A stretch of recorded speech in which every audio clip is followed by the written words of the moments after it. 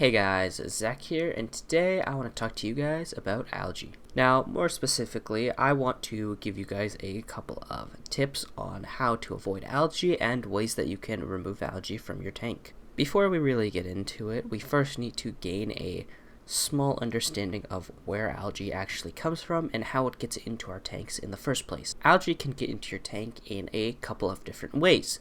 The first way is if you're just using tap water, like I do, then in the tap water, there are little tiny algae cells that just float around, and they'll float around until they find the perfect habitat. And these cells can last for a very, very long time and just sit dormant until that habitat is perfectly presented to them. So if you take the water and you fill up a tank, and now that tank is full of nitrogen, the algae has basically an all-you-can-eat buffet, and it will just start to bloom, and that's how algae will show up in a tank when it seemed like there was nothing before. The second way algae can get into your tank is just by being attached to something that you are putting into your tank. This could be your hardscape, this could be your substrate, these could be your plants, these could be your inhabitants. Anything that's going to go into your tank could end up having algae on it.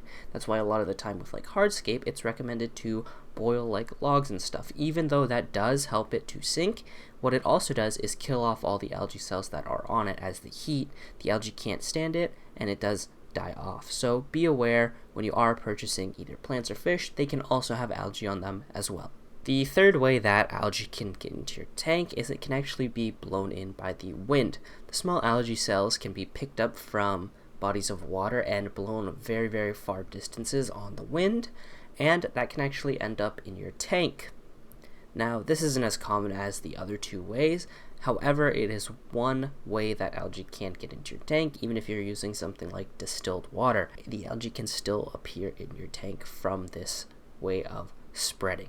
Now, if you're like me and you've got a home aquarium and you might even have it close to a window like I do, and with the warmer weather you want to have your windows open, let in that nice fresh air, do keep in mind that that gives it a higher likelihood of getting algae off of the wind, and there's really no way to prevent this unless you close your windows and close your house down completely. Now that we understand 3 ways that algae can actually spread and get into tanks, I want to give you guys a couple of tips on how to avoid the algae fully maturing in your tank. The first tip for avoiding algae growing in your tank is to keep your lighting levels low when you do start up your tank.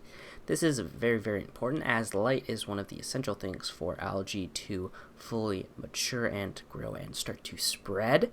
And if you keep your lighting low enough on your tank, then the algae won't get enough light and it actually can't grow. The first way you can manage your lighting is just by using a timer. This is the simplest and I've found the most effective method for managing light on an aquarium.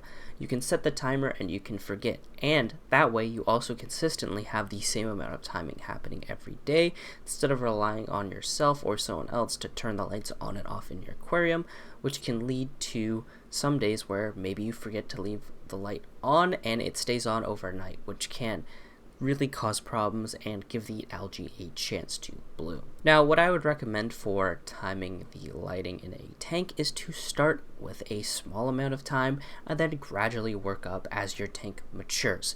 So let's say you're starting up a tank and you've only got a couple of plants in there. Maybe you start with a couple of hours, 3, 4, maybe 5 hours that the light is actually on during the day. And then as your tank starts to mature and more plants are added, or the plants that are already in there start to grow, you can start to extend the time out that the light is on.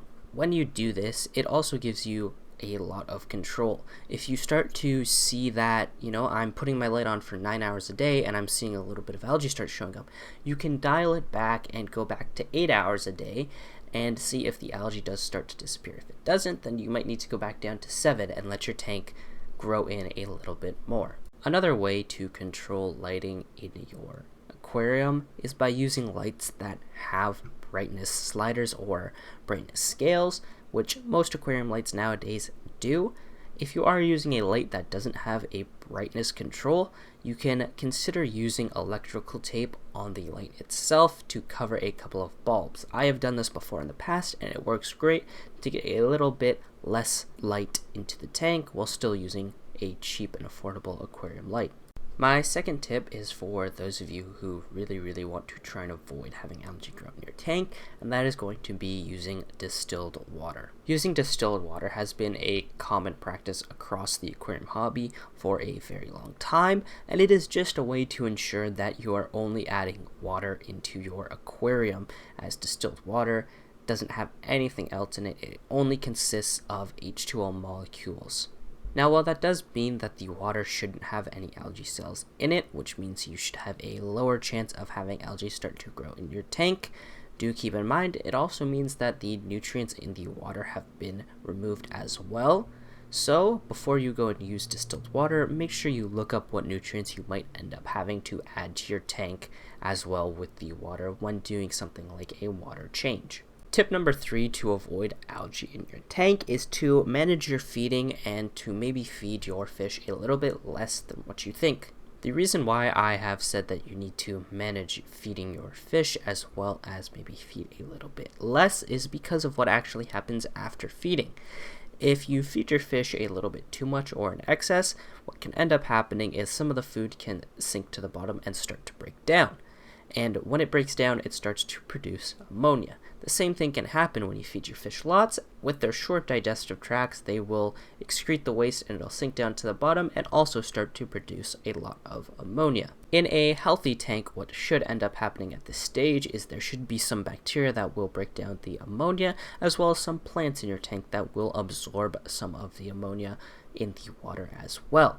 However, in a tank that maybe has a little bit too much excess ammonia, what will start to happen is algae will start to take up the ammonia and absorb it as well, which will allow it to grow and reproduce and spread in your tanks. While these tips will help to minimize the chances of algae growing in your tank, it is not definite and algae may still show up in your tank, so the next thing I want to go over is ways that I remove algae from my tanks. I mainly do 2 different things to remove algae from the tank, and depending on how severe the algae is in my tank will determine which method I use to remove it. The first method for removal that I like to use is just going to be manually removing it. This is what I'll do when there isn't that much algae in the tank and it's manageable. I will just either use a toothbrush, or I'll use the gravel vac, or I'll use paper towel, or I'll even cut the plants and pull them out with algae on it, just to get it out of the tank. Now, what's important to pair with this method of removing algae is that you do go back and you either adjust your lighting or you adjust your feeding on the tank after you've removed it, because if you don't make any adjustments to the tank, then the algae is just going to keep coming back. So generally what I'll do is after I clean up a tank, I'll set the lighting back down by a couple of hours and see if the algae comes back, and then I can again slowly work my way back up.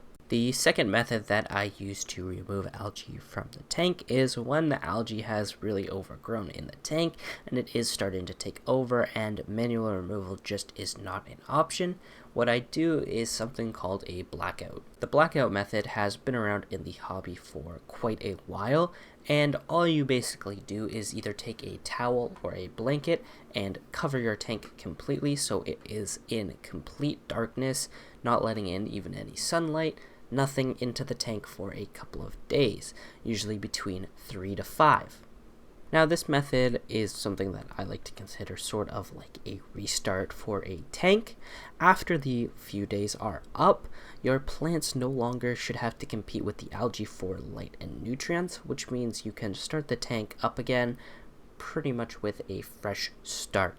Do keep in mind that if you do this, I would also recommend dialing again back your light and dialing back again your feeding, just because if you don't do anything to change, then the algae is just going to come back again and you will be stuck in a loop of frustration.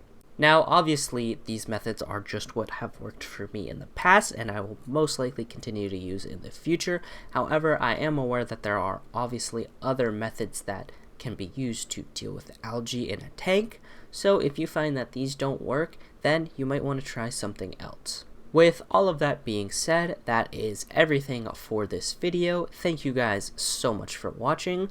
Hopefully the information in this video helps you with your algae problems. If you have enjoyed, please consider subscribing, and I'll see you guys next time. Peace.